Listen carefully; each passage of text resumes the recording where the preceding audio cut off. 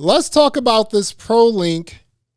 And this is what's interesting about Prolink is some guy just, geeked out and typed it out, over a few weekends in his crib.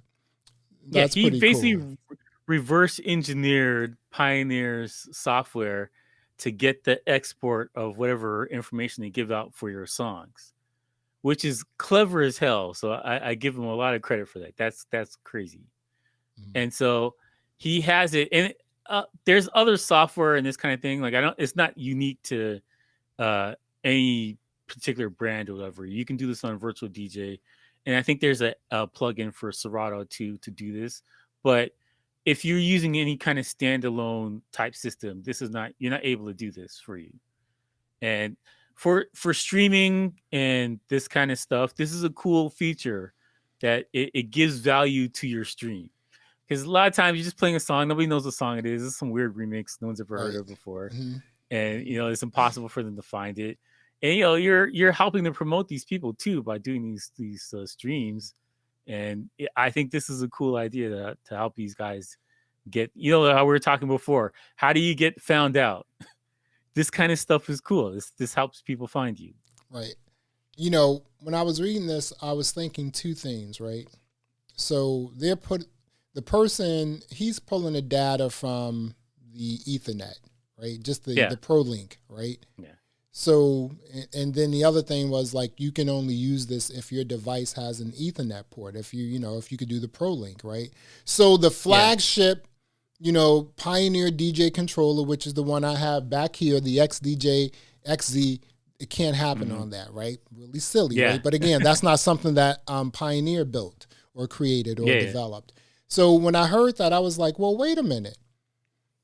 Couldn't you just pull that data from a USB plug as well? I think you can, but Pioneer would have to do that. I think that it's a lot easier to figure out what the protocol was out of the Ethernet because, you connect a lot of these controllers or whatever through the Ethernet port. Pioneer uses that. Right.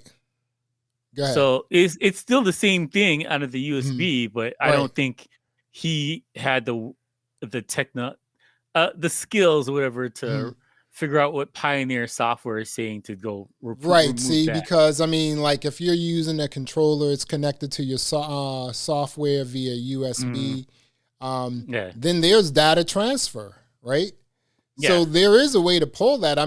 You're selecting a track from your controller. It's pulling in all the metadata, the artist, everything else. Well, if you're using an HID mode, it's the same thing. Right, the exactly. HID mode is literally the same thing. Right, exactly. So it's possible.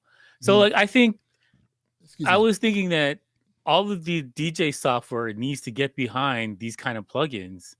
And, they don't have to give you the APIs for the whole software or whatever, but stuff like this is helpful for, people doing streaming. And this is the only way we can play right now.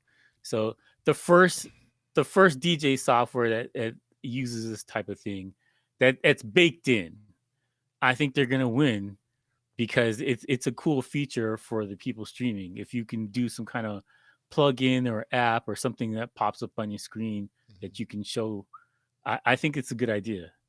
I think so. And this is my other second point that I was thinking. So my first point is, I think you could probably do this using the pulling data using the USB connection because there's data transfer there.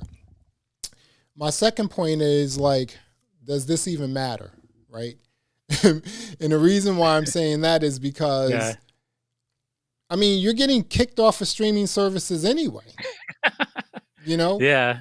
So and again, I just love the fact that he, just was geeking out, typing out some code and freak something out. That's pretty dope, But can you do this on YouTube? Sure you can. You may get dinged, you may get kicked off, whatever. Your content may be taken off. Can you do this on a Facebook? Probably not.